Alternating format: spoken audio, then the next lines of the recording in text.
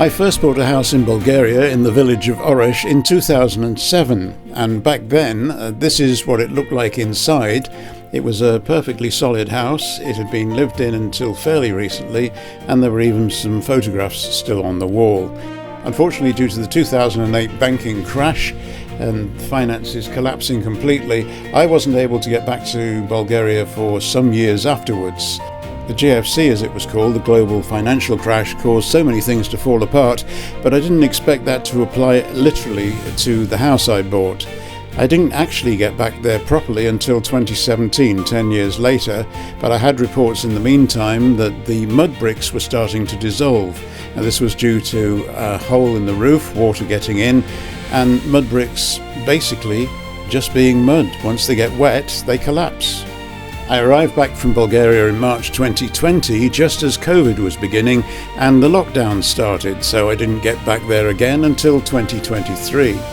And in March 2023, the house has pretty much gone, and I'm told that there's not a lot I can do about it because of the way it is situated on a hill. It will be difficult to get building materials to, and also difficult to take all the rubbish away.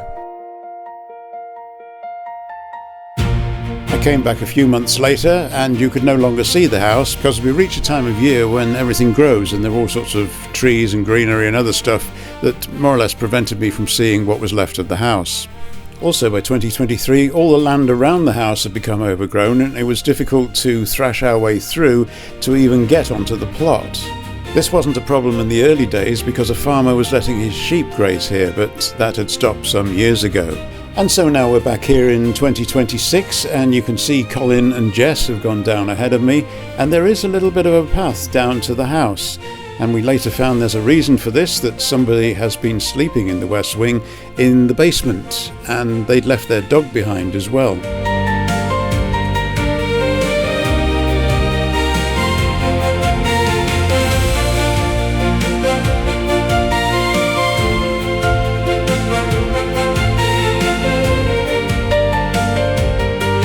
As in 2023, coming here in May means you can't see very much of the house behind all the greenery, so swinging round a bit, there was a shed here where all my spare roof tiles were stored. The shed's fallen down, and so far the roof tiles are still here. I wonder how long that'll last. Swinging round a bit further, and this is the view that I actually wanted when I bought this house. I think the only way I'm going to enjoy this now is to bring a chair up here and sit and stare at it. Deep down I'd still like to do this house, but let's be honest, I've left it nearly 20 years and probably too late in my life to get started on it. And so we head back to Colin's house for a coffee, but as soon as we arrive in the lane by his house, Jess spots some goats in the field opposite. Not something you see on the outskirts of Chester where she lives, so a bit of a surprise, and of course she had her phone there ready to take a few photographs.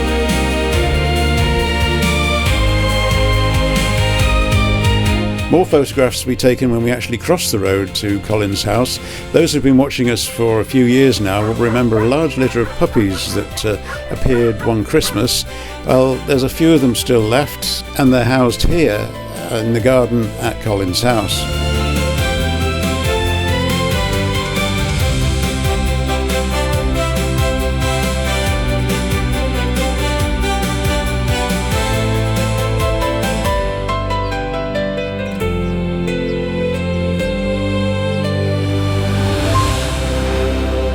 And so we head into town and into Svishtov, which is on the River Danube, and we're in Kaleto Park, which we've been keeping an eye on over the years.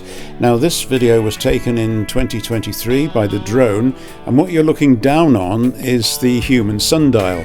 It's a great big sundial on top of the hill where you could stand and the sun would cast your shadow onto the current time on this huge hilltop clock.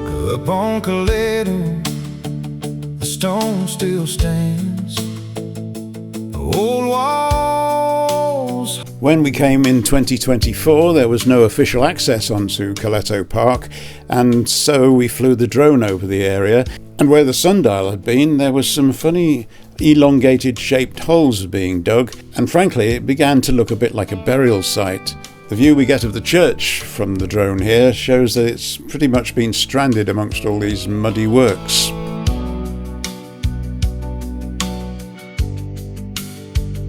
And so, back up to date to 2026.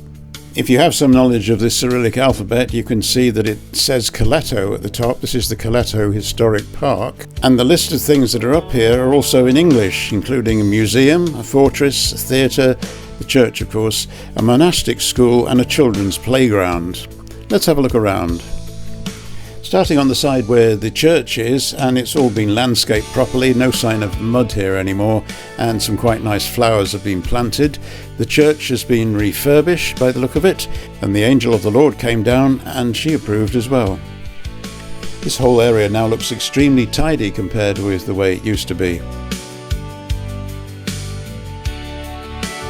They must have spent a small fortune on paving stones. There are new paths at every level on the edge of this hill. They're quite wide and they certainly don't look like the cheapest tiles available. The multi-level path system means you can either walk down by the river or halfway up the hill or go right to the top. The children's playground is at the top, and to get up here, some quite steep steps.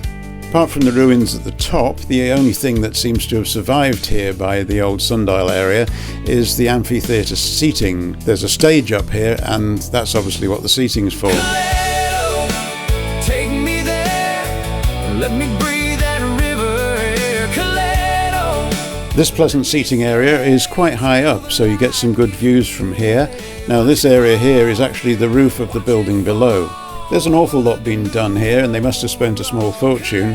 And just a little bit further down, as you go down the other way, the old nightclub is still here. But I wouldn't bother coming for a night out because it must be 15 or 20 years since it's last been open. Finally, we're here! This is going to be epic! It is. It looks closed. Or abandoned. And it feels like it hasn't been opened in years. Seriously? We came all the way for this?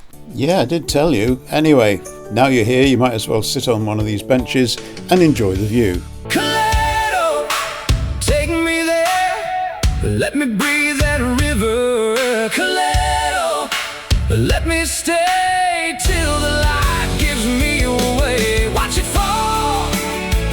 fall over the Danube overall. Kaleto, hold me still till the sunset fills the hill. Down in the centre of Svishtov, and 1 year ago we were here and they were taking up all the paving and they were totally destroying the fountain areas, but we didn't know what they were going to do here. Kaleto in my heart, and the river standing still. This is some video from June 2022 when there was an event on in the square and the old fountains were still in full play. So in 2025 they smashed it all to bits and took it away, and here we are in 2026 to see the new fountains and the new Kaleto Square. Let me stay till the light gives me away. Watch it fall, watch it fall. One final thing in Svishtov, we stopped off with Colin at this new shop, and it's a really comprehensive home and garden shop where Colin was going in to buy some compost. This is not only opposite Pepco, but it's right next door to the new supermarket we showed you a couple of years ago, so this area of the town is really expanding quite fast. Overall, Kaleto, hold me still till the sunset fills the hill. I'll sit and watch it fade in the evening's golden spill.